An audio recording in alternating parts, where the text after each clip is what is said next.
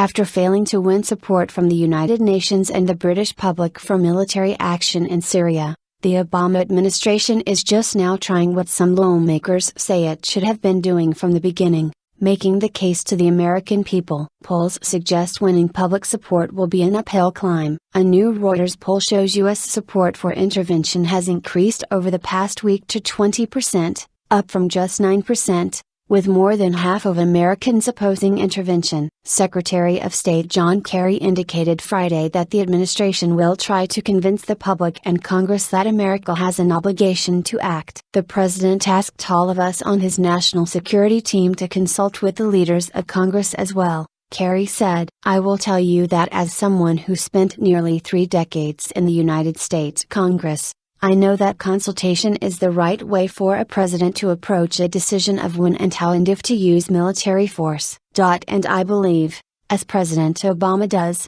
that it is also important to discuss this directly with the American people. That's our responsibility. However, Brendan Buck, spokesman for House Speaker John Boehner, said Obama still has a responsibility to explain to Congress and the American people the objectives, strategy, and legal basis for any potential action. The Reuters polls released Friday also showed support increased after the U.S. made public parts of a declassified intelligence report on Syrian President Bashar al-Assad's alleged chemical gas attack last week, in which 1,429 people were killed, including at least 426 children. In addition, roughly 53% of Americans surveyed said the U.S. should stay out of Syria's roughly 2-year-long civil war, down from 60% last week, according to the poll. Obama's national security team is scheduled to talk about the issue Saturday with senators and Sunday with House members. Also on Saturday, UN chemical weapons inspectors were believed to have arrived in the Netherlands, where samples they collected in Syria are expected to be repackaged and sent to laboratories around Europe. The goal will be to check them for traces of poison gas that may have been unleashed in an August 21 bombardment of a Damascus suburb. The inspectors earlier left Syria and flew out of Lebanon early Saturday. An aircraft believed to have been chartered by the German government landed in Rotterdam on Saturday afternoon. The team on Friday carried out a 4th and final day of inspection as they sought to determine precisely what happened in the August 21 alleged chemical weapons attack near Damascus. Tests on the samples are expected to take days, but UN Disarmament Chief Angela Kane is to brief Secretary General Ban Ki-moon later Saturday on the investigation. An Associated Press crew saw the UN personnel enter Lebanon from Syria through the Masnaa border crossing and then drive in a 13-car convoy to the Beirut airport. After 4 days of on-site inspections, the team wrapped up its investigation Friday into the suspected August 21 chemical weapons attack. The experts took with them blood and urine samples from victims as well as soil samples from the affected areas for examination in laboratories in Europe. Facing rising skepticism in Congress and abroad, the president and top cabinet officials tried to make a robust case for intervention on Friday, releasing an intelligence report showing high confidence the Assad regime carried out the strike and arguing that responding would be in the U.S. interest. This kind of attack is a challenge to the world, Obama said, adding, a lot of people think something should be done, but nobody wants to do it. He said his preference would be to form an international coalition to respond, but we don't want the world to be paralyzed. Obama said he hasn't yet made a decision, but is considering a limited, narrow act to send a message about the use of chemical weapons. The administration so far has failed to win over the UN Security Council, and British lawmakers on Thursday voted to reject any participation in a military strike. Obama and John Kerry,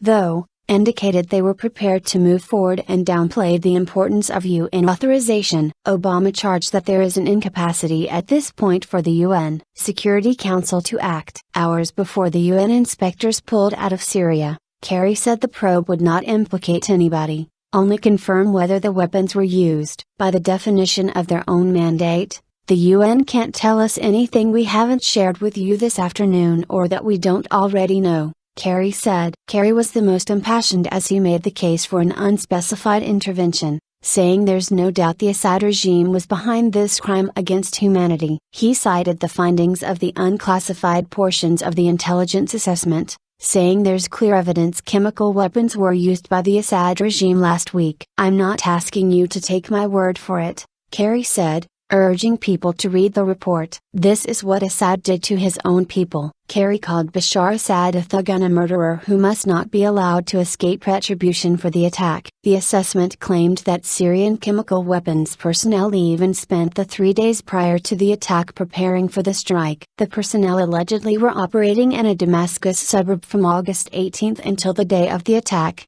near an area the regime uses to mix weapons like sarin gas. On the morning of the attack, according to the report, a Syrian regime element prepared for a strike, including through the utilization of gas masks. A senior U.S. official told Fox News that although the intelligence was obtained up to 3 days prior to the attack, the bits of intelligence gathered only made sense once the attack had been executed, meaning the U.S. knew of no advance warning of the chemical strike. The report said the symptoms of victims, unconsciousness, foaming from the nose and mouth, constricted pupils, rapid heartbeat and difficulty breathing, as well as videos showing dead victims with no visible injuries are all consistent with chemical weapons use. "We know where the rockets were launched from and at what time," Kerry said. "We know where they landed and when. We know rockets came only from regime-controlled areas and went only to opposition-controlled or contested neighborhoods." Kerry said Friday the administration is mindful of concerns about an Iraq war repeat,